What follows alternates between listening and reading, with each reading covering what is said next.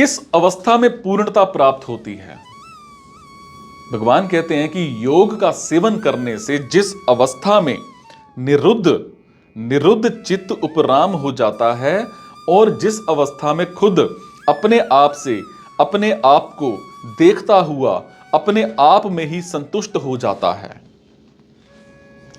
ध्यान योग से पहले मन को सिर्फ स्वरूप में ही लगाना है, यह धारणा होती है।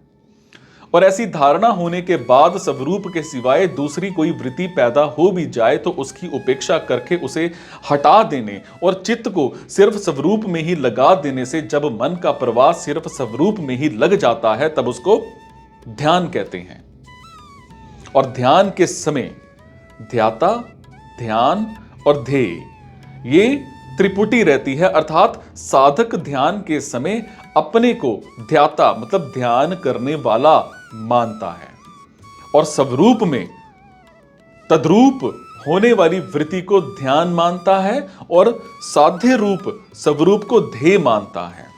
मतलब है कि जब तक इन तीनों का अलग अलग ज्ञान रहता है तब तक वो ध्यान कहलाता है। और ध्यान में ध्येय की मुख्यता होने के कारण साधक पहले अपने में ध्यातापना भूल जाता है, फिर ध्यान की वृत्ति भी भूल जाता है और अंत में सिर्फ ध्येय ही जागृत रहता है और इसको समाधि कहते हैं।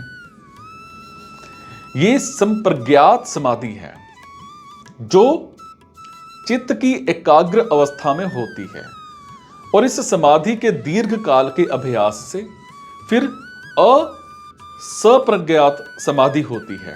और इन दोनों समाधियों में भेद यह है कि जब तक ध्येय का नाम और नाम नामी का संबंध ये तीनों चीजें रहती हैं तब तक वो सप्रज्ञात समाधि होती है और इसी को चित्त की एकाग्र अवस्था कहते हैं। परंतु जब नाम की स्मृति ना रहकर सिर्फ नामी मतलब ध्येय रह जाता है तब वो असंप्रज्ञात समाधि होती है और इसी को चित्त की निरुद्ध अवस्था कहते हैं। अब निरुद्ध अवस्था की समाधि दो तरह की होती है, सबीज और निर्बीज।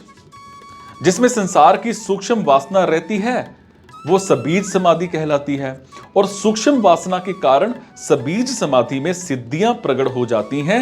ये सिद्धियां संसारिक दृष्टि से तो ऐश्वर्य हैं पर परमार्थिक दृष्टि से चेतन तत्व की प्राप्ति में विघ्न है। ध्यान योगी जब इन सिद्धियों को निस्तत्व समझकर इनसे उपराम हो जाता है तब उसकी निर्बीज समाधि होती है, जिसका यहां इस श्लोक में निरुद्धम पद से संकेत किया गया है। ध्यान में संसार के संबंध से विमुख होने पर एक शांति, एक सुख मिलता है जो कि संसार का संबंध रहने पर कभी नहीं मिलता। संप्रज्ञात समाधि में उससे भी विलक्षण सुख का अनुभव होता है और इस संप्रज्ञात समाधि से भी असंप्रज्ञात समाधि में विलक्षण सुख होता है।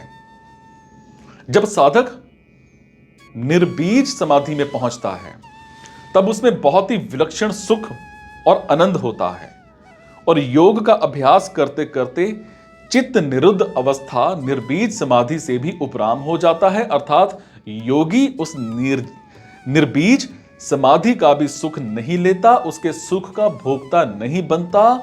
उस समय वो अपने स्वरूप में अपने आप का अनुभव करता हुआ अपने आप में संतुष्ट होता है। चित्त का संसार से तो प्रयोजन रहा नहीं और स्वरूप को पकड़ सकता नहीं, कारण कि चित्त प्रकृति का कार्य होने से जड़ है और स्वरूप चेतन है। जड़ चित्त चेतन स्वरूप को कैसे पकड़ सकता है? नहीं पकड़ सकता।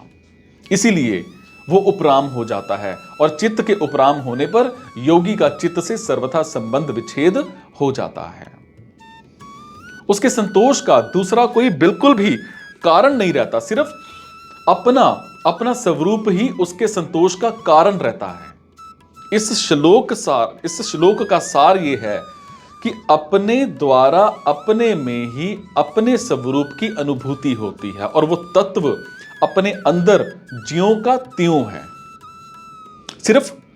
संसार से अपना संबंध मानने के कारण चित्त की वृत्तियां संसार में लगती हैं, जिससे उस तत्व की अनुभूति नहीं होती।